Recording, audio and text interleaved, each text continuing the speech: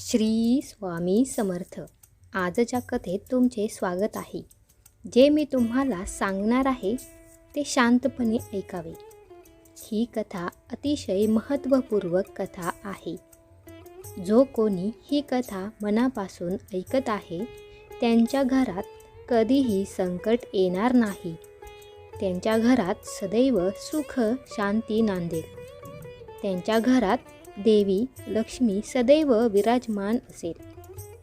तुम्ही ऐकलंच असेल, ज्यांच्या घरात रोज भांडणे होतात, संकटे येतात, त्या घरात सुख नसते, त्या घरात लक्ष्मी माता कधीच येत नाही. आणि ज्यांच्या घरात सुख शांती असते, सुख समृद्धी असते, त्यांच्या घरात माता लक्ष्मी सदैव वास करते. ही कथा ऐकल्यानंतर तुम्हाला समजेल की आपल्या घरात भांडणे का करू नयेत. ज्या घरात भांडणे होतात त्या व्यक्तीच्या घरात भांडणे कशी थांबवू शकेल हे आपण पाहूया.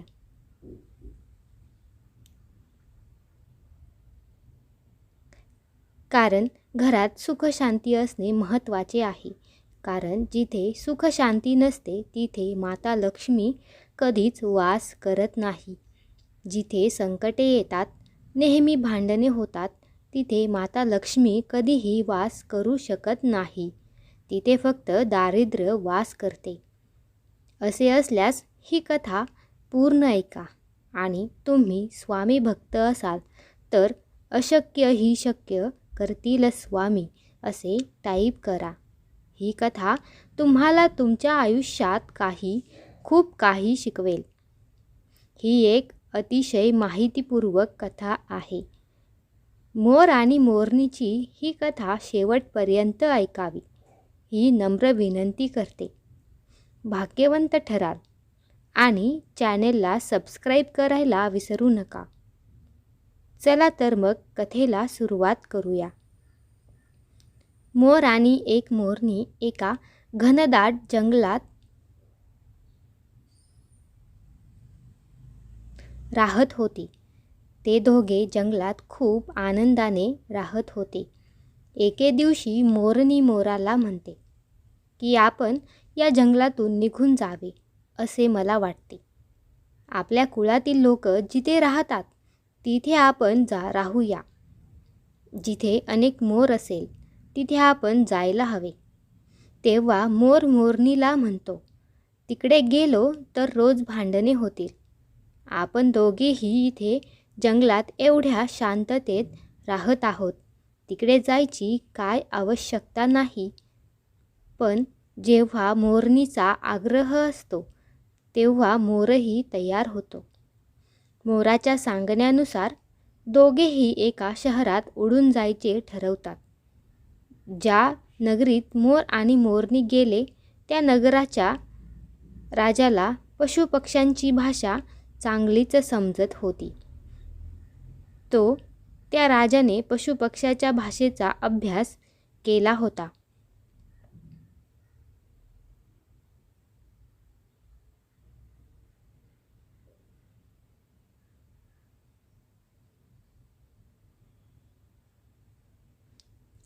कोणत्याही पक्षाचा आवाज आणि तो काय बोलत आहे हे त्याला चांगले समजत होते.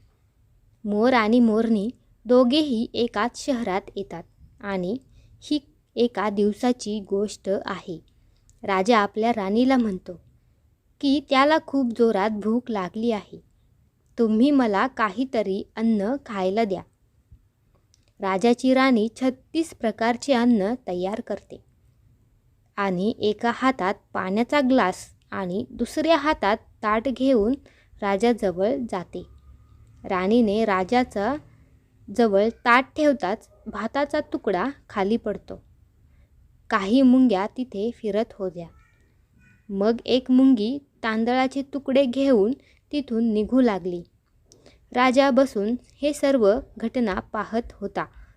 लगेच चेतू नावाची मुंगी त्या मुंगीला जवळ बोलावते आणि म्हणते, मला हा तांदूळ दे आणि तू परत जाऊन त्या राजाच्या ताटातून दुसरा तांदूळ घेऊन ये.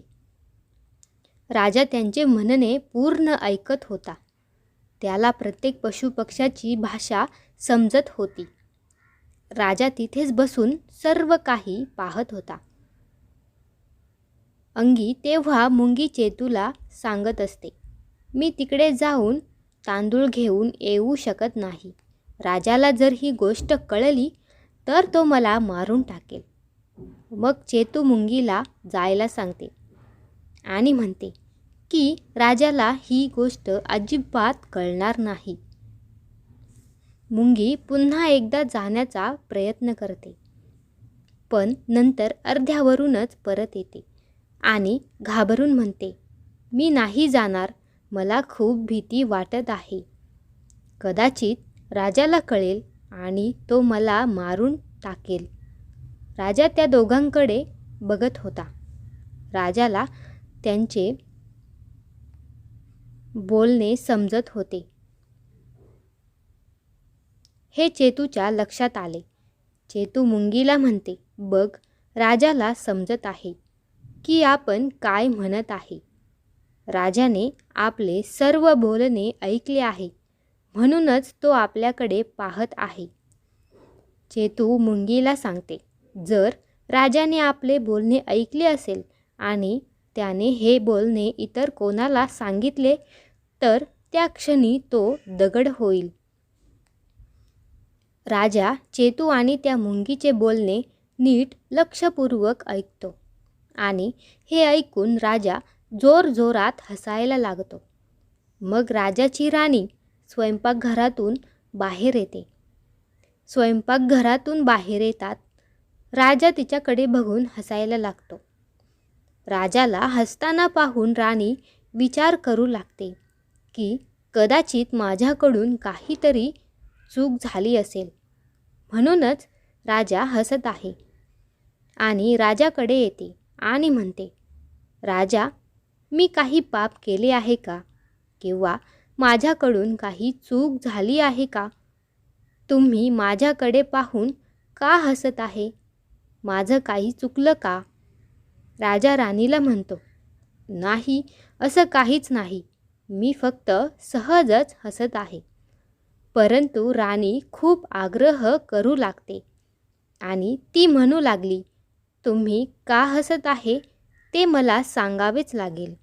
राजा पुन्हा पुन्हा नकार देतो, कारण त्याला माहीत होते की मुंगीने सांगितले होते की जर मुंगीची गोष्ट कोणाला सांगितली तर मी दगड होईल. त्यामुळेच राजाला हे राणीला सांगावेसे वाटत नव्हते. परंतु राणीने आग्रह धरला आणि पुन्हा पुन्हा ती तोच प्रश्न विचारत होती. तुम्ही का हसत होतास हे मला सांगावेच लागेल. हा हट्ट तिने राजासमोर केला. जर तुमचे माझ्यावर खरोखर प्रेम आहे तर तुम्ही मला नक्की सर्व काही सांगाल. तुम्ही का हसत आहे हे मला समजलंच पाहिजे. राजा आता धार्मिक संकटात पडला होता. राजा आता विचार करतो की जर मी हे राणीला सांगितले तर मी दगड होईल आणि नाही सांगितले तर मी माझ्यावरचा राणीचा विश्वास निघून जाईल. राणी आता खूप आग्रह करत होती. असे म्हटले जाते की प्रेमातील हट्ट आणि बालपणातील हट्ट खूप भयानक असतात, म्हणूनच या दोन्हीपासून नेहमी दूर राहावे. परंतु राजाला राणीपुढे नतमस्तक व्हायला लागले आणि राजा राणीला म्हणतो, ठीक आहे, मी तुला सांगीन, पण तुला नंतर पश्चात्ताप करावा लागेल. राणी म्हणते, आत्ताच तर तुम्ही म्हणत होतास की इतकं काही नाही आणि आता तुम्ही म्हणत आहे की मला पश्चात्ताप करावा लागेल. म्हणजे नक्की काहीतरी गंभीर आहे. आणि राणी अजून जास्त आग्रह करू लागते आणि राजा म्हणतो, ठीक आहे, जर तुम्ही सहमत नसाल तर मी तुम्हाला जंगलात घेऊन जाऊन हे नक्कीच सांगेल. राजा आणि राणी रथात बसून जंगलात जातात. घनदाट जंगलात पोहोचताच राजा राणीला संपूर्ण कथा सांगू लागतो. राजा राणीला जशी जशी कथा घडलेली घटना सांगू लागला तसा तसा तोही हळूहळू दगडात बदलला. राजाने जशी अर्धी गोष्ट राणीला सांगितली तसा तोही अर्धा दगड झाला. तेव्हा राजा राणीला म्हणतो, हे राणी, मी हळूहळू दगडात बदलत आहे. तुला नंतर खूप पश्चाताप होणार आहे. तेव्हा राणी म्हणते, हे राजा, तुमचं सांगणं थोडंसं शिल्लक आहे, ते देखील सांगा. आणि राजाने संपूर्ण कथा सांगून टाकली आणि राजा पूर्णपणे दगडात बदलला. राणीच्या या हट्टामुळे राजा पूर्ण दगड होतो आणि मग शेवटी राणी रडायला लागते आणि दगड हलवण्याचा प्रयत्न करते.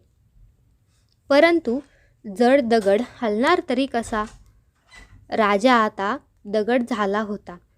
राणीला आता राजाने सांगितल्याप्रमाणे खूप पश्चाताप होत असतो.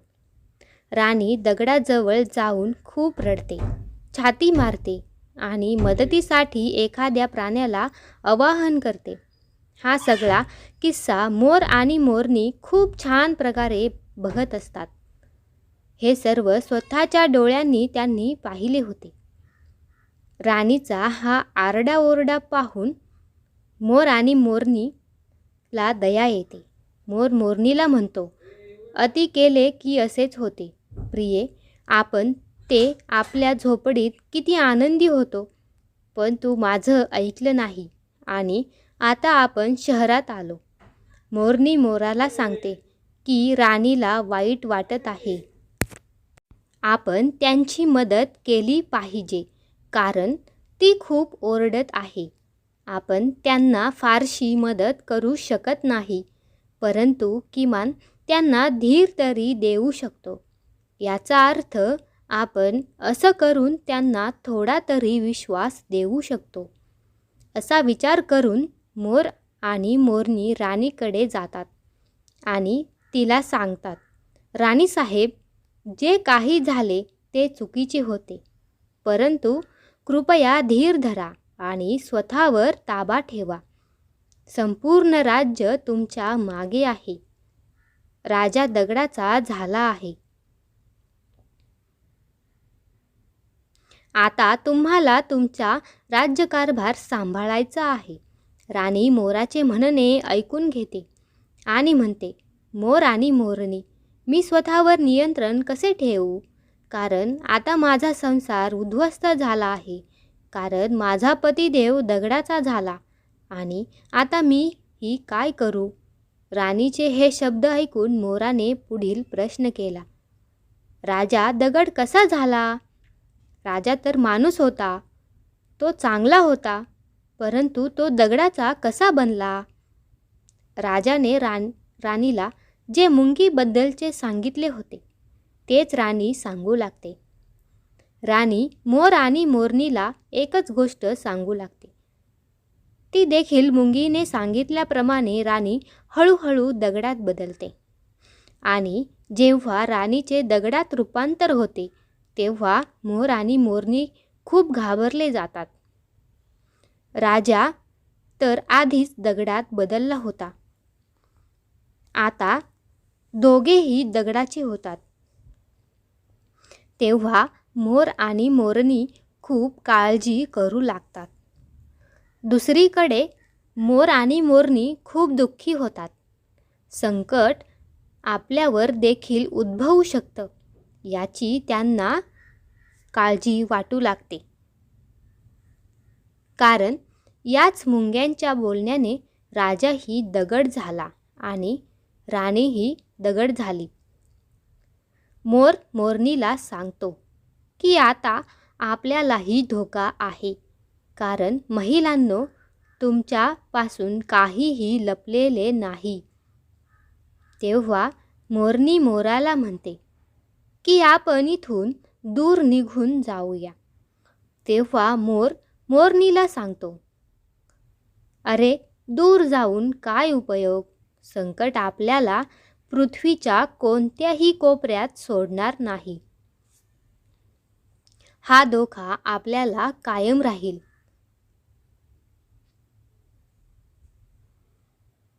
हे जाणून बुजून जरी आपल्या तोंडून बाहेर पडले तरी आपणही दगडासारखे होऊ.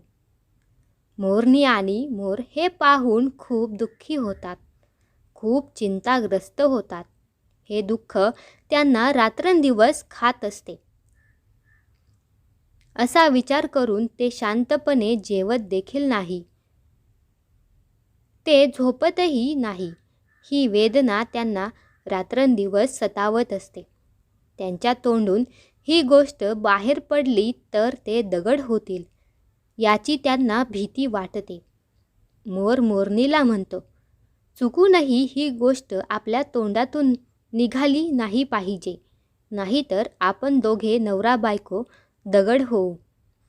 असं विचार करून मला वाटते की जर आपण सर्व मुंग्या नष्ट केल्या तर हे सर्व संपुष्टात येईल, कारण ही जमीन मुंग्यांची आहे. मोर मोरणीला म्हणतो, प्रिये, जर आपण विश्वातील सर्व मुंग्या नष्ट केल्या तर हे सर्व संपुष्टात येईल, कारण ही जमीन मुंग्यांची आहे. मोर मोरणीला म्हणतो,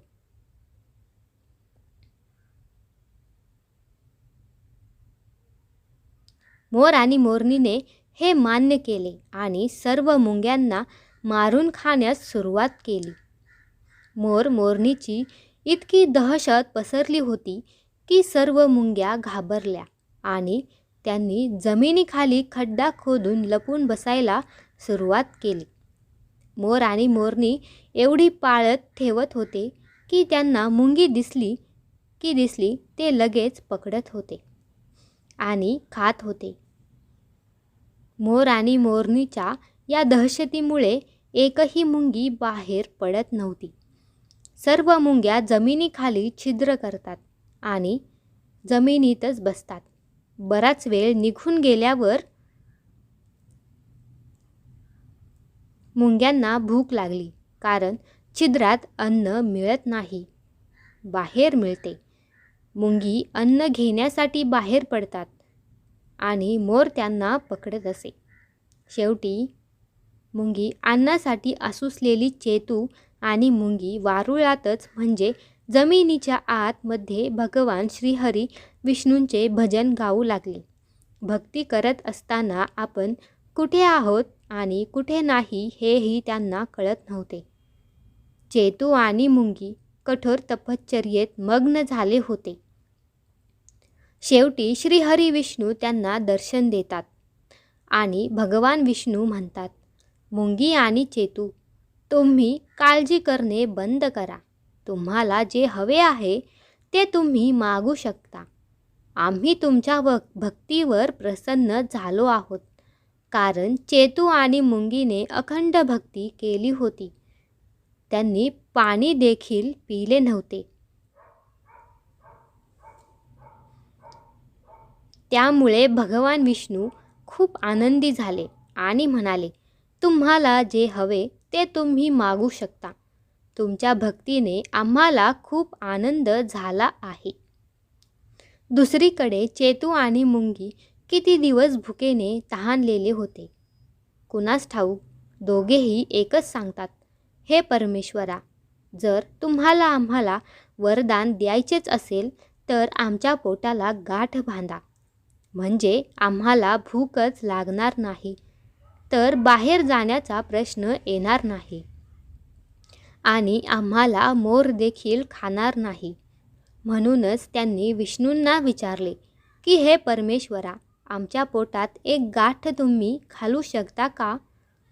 तेव्हा भगवान विष्णूंनी तो आशीर्वाद चेतू आणि मुंगीला दिला. आजही मुंग्यांच्या पोटाला गाठ आहे. मुंग्यांना पोट नसते, पण तरीही त्या चिंतेत असतात आणि त्या पुन्हा मुंग्या भगवान विष्णूंना म्हणतात, हे भगवान, आमच्या पोटात एक गाठ आहे, पण तरीही आम्हाला मोर आणि मोरणीपासून धोका आहे. मोर आणि मोरणी ही अजूनही आमची वाट पाहत जमिनीवर बसली आहेत आणि आम्हाला पाहतच ते आम्हाला मारतील. भगवान विष्णू तेव्हा मग मोराकडे आणि मोरणीकडे वळून पाहतात आणि म्हणतात, तुम्ही या मुंग्यांची शिकार करणे थांबवा. यात मुंग्यांचा काहीच दोष नाही. जो दोषी होता तो राजा होता, कारण राजाने करावशास्त्राचा अभ्यास केला होता. त्यामुळेच त्याला सर्व सजीवांची भाषा समजू शकली. त्याचबरोबर त्याला समजत असलेल्या भाषांचे स्वरूपही तो बदलता आले. तो पशुपक्ष्यांचे रूप धारण करायचा आणि पक्ष्यांशी संभोग करायचा. आणि तेव्हा ते प्राणी पक्षी गरोदर राहायचे तेव्हा तो त्यांना सोडून मनुष्य बनायचा आणि मग तो अशा पशुपक्ष्यांना खायला द्यायचा आणि मोठ्याने हसायचा. त्याच्या मूर्खपणामुळेच आज तो दगडाचा बनला आहे. तेव्हा मोर म्हणतो, हे परमेश्वरा, मग या सर्वात त्याच्या बायकोचा म्हणजे राणीचा काय दोष होता? तेव्हा श्रीहरी विष्णू म्हणतात की त्याची पत्नी देखील त्याच्या पापात भागीदार आहे. कारण जर त्याच्या पत्नीने त्याला थांबवले असते तर त्याने इतके मोठे पाप केले नसते. त्यामुळे त्याची राणी ही या पापात सहभागी आहे. म्हणून आज ती देखील दगडाची झाली आहे. श्रीहरींनी समजावून सांगितल्यावर मग त्यांना पुन्हा एकदा मोर म्हणतो, हे प्रभू, राणीने सांगितलेले हे जर आपण दुसऱ्या कोणाला सांगितले तर आपण दगडात बदलू का? तेव्हा श्रीहरी विष्णू म्हणतात की तुझा हा शाप आता संपला आहे. कोणाला सांगितल्यास काहीच फरक पडणार नाही. तुम्ही कोणालाही सांगू शकता, कारण आता तुमच्यापासून धोका दूर झाला आहे. हे ऐकून मोर आणि मोरणी खूप आनंदी होतात. त्यांच्या आनंदाला सीमाच उरली नव्हती. श्री विष्णू सांगतात आणि तिथून निघून जातात. आणि इथे मोर आणि मोरणीच्या आनंदाला सीमा उरली नाही. कोणताही प्राणी आनंदी असेल तर तो सर्वात जास्त नाचायला लागतो. मोराच्या बाबतीतही असेच घडले. धोका टळला आहे. मोराला खूप आनंद झाला. तो आनंदात नाचू लागला आणि मोरणी देखील जोमाने नाचत होती. मोर तर आनंदाने वेडा झाला होता. तेव्हा मग मोराने आनंदाने त्याच्या पायाखाली पाहिल्यावर त्याला दिसले की मोराचे पाय कुरूप होऊन फाटलेले आहेत. मोर पाय पाहून रडायला लागतो. एकटाच विचार करू लागतो की पूर्वी माझे पाय इतके सुंदर होते, आज ते इतके फाटलेले आणि खराब कसे झाले? माझे संपूर्ण शरीर सुंदर आहे, पण माझे पाय इतके भेगा पडलेले आणि कुरूप कसे झाले? हा विचार मोरणी देखील करत असते.